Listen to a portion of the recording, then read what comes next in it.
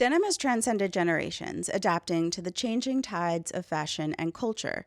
But where did this iconic material begin, and how did it become a staple in women's wardrobes? Designer style that fits so good, makes you look the way you should. Cerucci, hug me Cerucci, love me Cerucci, you got me Cerucci, Cerucci.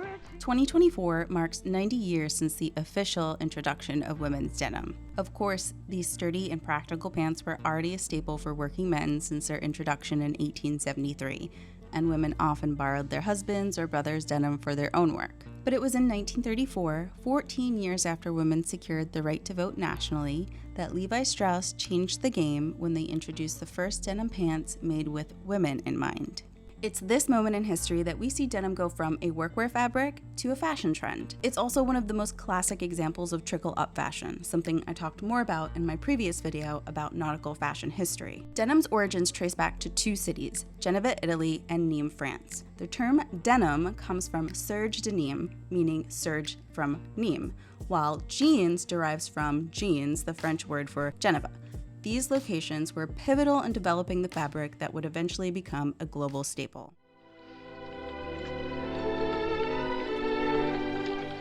Move, you! Move! Tomorrow, I guess we'll be through with the plowing. Through with the plowing. I'll be jiggered. As if we'd ever get through with the plowing. Lady Levi's were initially developed for Western women wearing Levi jeans on farms and ranches.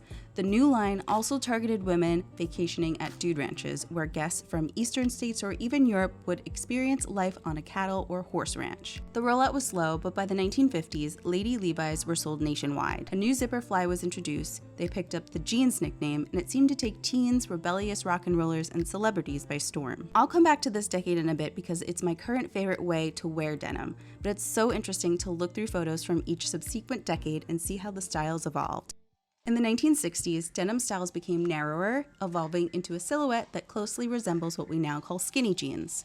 This period saw denim being embraced by the counterculture movement, from Beatlemania to Woodstock and everything in between. Capitalizing on that counterculture movement was Gap, who opened their first store in 1969, initially only selling Levi's and records. This approach really caught the attention of younger generations who were embracing this bold and rebellious look. Like you have a pair of blue jeans and you get a hole in it, you put one patch and another and another.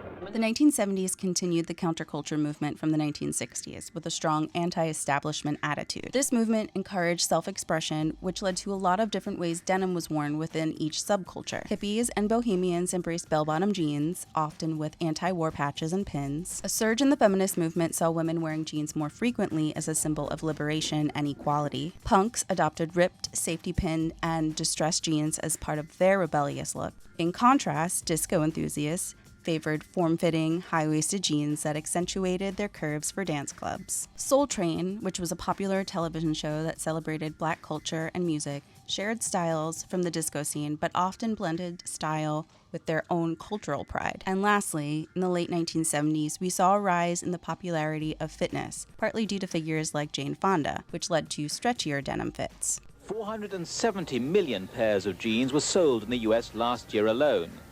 That's a staggering average of 2.8 pairs for every American of jean-buying age. One company sells more jeans than any other. Levi Strauss has nearly a quarter of the market.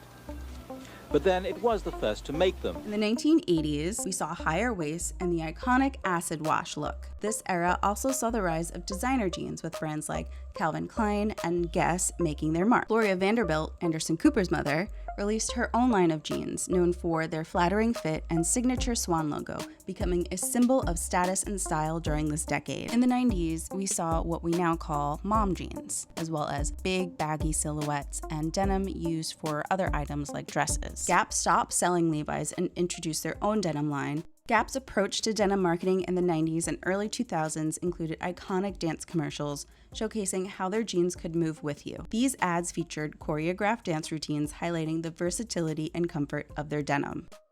The most traumatic trend of all, in my opinion, was in the 2000s when styles became super slim, and super low rise. Skinny styles were still the go-to in the 2010s, but thank goodness the rises started to get higher. This look was reminiscent of the 1960s styles, and considering the twee era was inspired by 60s mod fashion, that makes a lot of sense.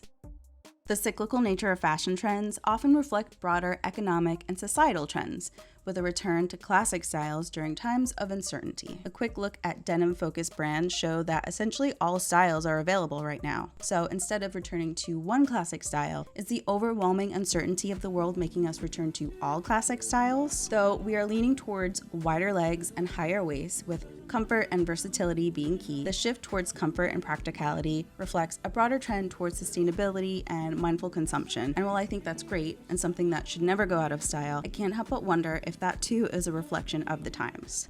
Now, let's get to the fun part, assembling a 1950s inspired outfit with the denim trend being the focus. Key elements are the straight leg cuff denim paired with tops that have a distinctive neckline and collar, and finishing the look with the right shoes and accessories. For tops, think about Peter Pan collars, boat necklines, and classic button-down shirts. Next, the denim. High-waisted, straight-leg jeans with a cuffed hem are essential. I also linked a bunch of options in a blog post, so if you want to check that out after the video, you're more than welcome to. I have a lot of inspiration, a lot of photos that I featured in this video. The goal is to let your fashion knowledge inspire your outfit in an effortless way, not to look like you're going to a costume party. When it comes to accessories, I like going for shoes that honor the aesthetic in a modern way, like Oxfords, loafers, and saddle shoes with a bobby sock. A bandana and statement sunglasses are great for summer, or a classic trench or lightweight cropped knit for cooler temps. And bags, well, I think this is where you should have fun and wear whatever you want, though I do have some ideas on my blog. By understanding the history behind these styles, you can create a unique, personal fashion statement that's both modern and timeless.